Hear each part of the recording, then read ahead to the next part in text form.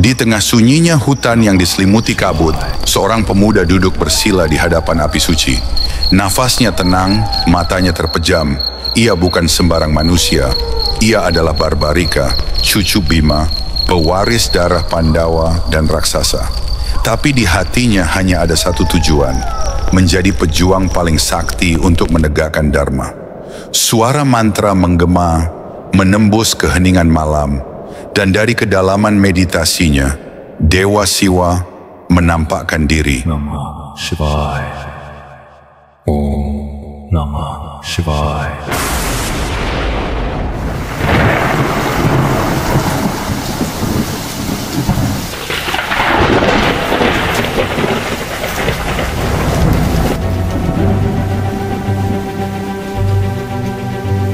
Cahaya memancar dari tubuh agungnya. Sorot matanya menembus ruang dan waktu.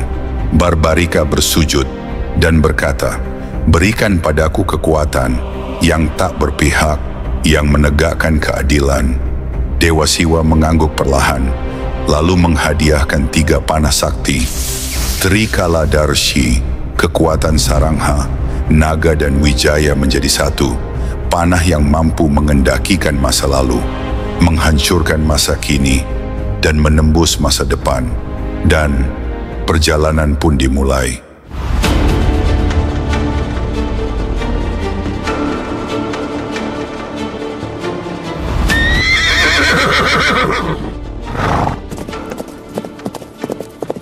Barbarika menaiki kudanya, menuju medan perang Kurukshetra. Derap langkah kuda menggetarkan seisi hutan. Namun, di tengah jalan, ia bertemu seorang Brahmarsi. Matanya tajam menembus niat hasrat Barbarika. "Siapa engkau, wahai kesatria muda? Dan apa tujuanmu menuju Kurukshetra?"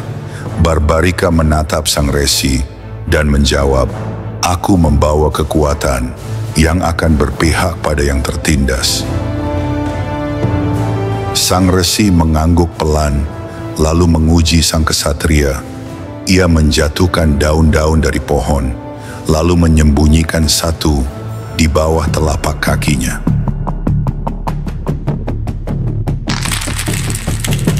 "Gunakanlah panahmu, tandai semua daun itu." Barbarika melepaskan satu panah. Trikala Darshi melesat, menembus angin, menandai semua daun, lalu berbelok tajam, mengarah langsung ke bawah kaki sang resi.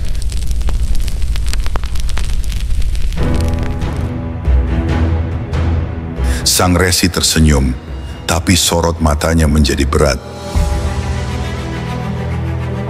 "Kau terlalu berbahaya, nak. Kau berkata akan membantu pihak yang lemah. Tapi jika engkau membantu Pandawa, mereka akan menjadi kuat. Lalu kau akan beralih ke Kurawa. Ketika Kurawa jadi kuat, kau akan kembali ke Pandawa.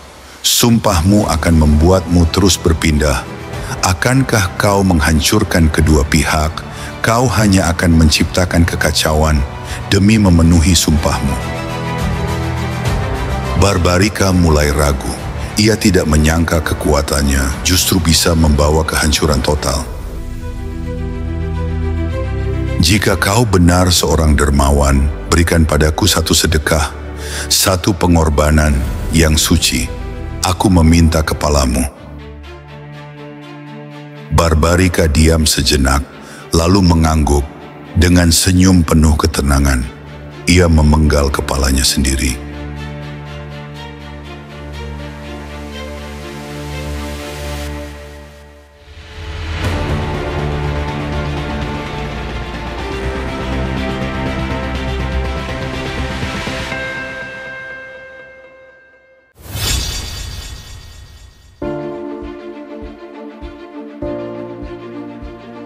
Tubuhnya rebah, tapi kepalanya tetap hidup, menjadi saksi kekacauan medan Kuruksetra.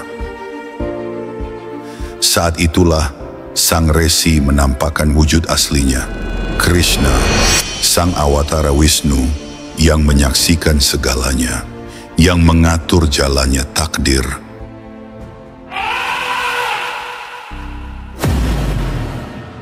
Delapan 18 hari, Kuruksetra terbakar oleh panah dan darah.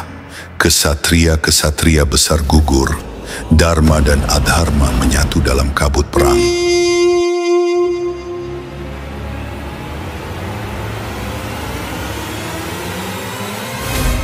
Dan ketika semuanya berakhir, Pandawa saling mengklaim kemenangan. Egonya muncul ke permukaan, menganggap dirinya paling berperan dalam kemenangan kubu mereka. Tanpa aku kita tak akan menang. Akulah yang paling berjasa dalam perang ini. Krishna hanya diam, lalu berkata, mari kita tanyakan pada dia yang melihat perang ini dari awal hingga akhir dengan mata yang tak pernah berkedip.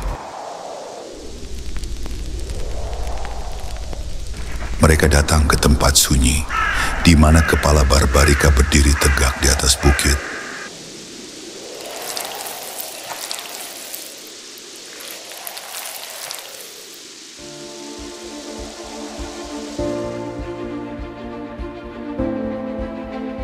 Matanya masih terbuka, menatap tanpa lelah, dan Barbarika berkata, aku menyaksikan segalanya. Aku tak melihat Pandawa menang. Aku tak melihat Kurawa kalah. Aku hanya melihat dia berjalan di antara panah dan kematian, menggerakkan tangan-tangan para kesatria, mengatur langkah kaki setiap pasukan. Pemenangnya bukan manusia, bukan kerajaan manapun. Pemenangnya adalah kehendaknya. Aku hanya melihat dia, Krishna.